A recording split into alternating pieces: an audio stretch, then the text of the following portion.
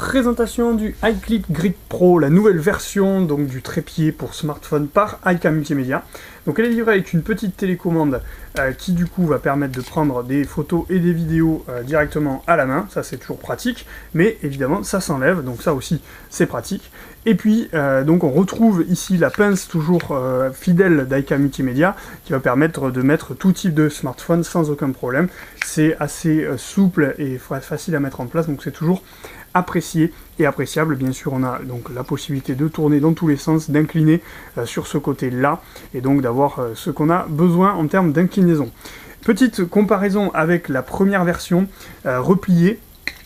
On observe donc qu'il y a une nette compacité augmentée entre les deux, puisque donc celui-ci, cette nouvelle version, sera bien plus transportable que la première. En revanche, on observe aussi bien que la taille a simplement triplé au niveau des pieds. Ici, c'était vraiment très pratique ce trépied, sauf qu'hélas, il s'est cassé très rapidement à ce niveau-là, donc j'ai dû le recoller, mais c'est vraiment du bricolage. Alors, je continue, mais cette fois avec le déploiement qui fonctionne de cette façon-là sur la version Pro. Tandis que la version ancienne, c'était juste on tirait. Bon, ça change pas grand chose en soi, mais c'est à signaler.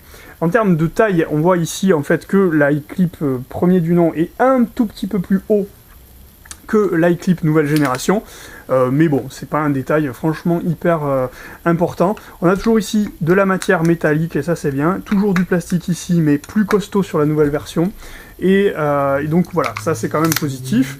Ensuite, au niveau du repliage, on voit que ça va super vite, je le plie, je le déplie en quelques instants, donc ça c'est vraiment un gain très apprécié.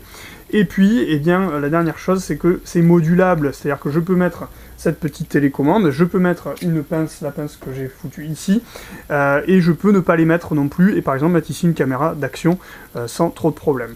Donc une augmentation, je dirais, des possibles dans cette nouvelle version, qui la rend du coup plus compatible, plus intéressante, plus souple à utiliser, et aussi plus costaud. Alors on va voir, parce que je trouve toujours que c'est dommage d'avoir mis ici du plastique, hein. Moi j'ai vraiment peur que ça casse assez facilement malgré tout, parce qu'on a toujours le même système, qui est pas mal fait en soi, mais le problème c'est le choix du plastique ici, pour ces parties qui vont être très sollicitées. En tout cas, le fait aussi que ce soit plus large, fait aussi que c'est beaucoup plus stable, typiquement sur ce genre de surface là, ça a tendance à bouger, ici beaucoup moins, donc c'est aussi un élément positif au niveau de la stabilisation. Voilà, pas beaucoup plus long maintenant, je vous envoie sur le site edmustech.fr pour en savoir un peu plus.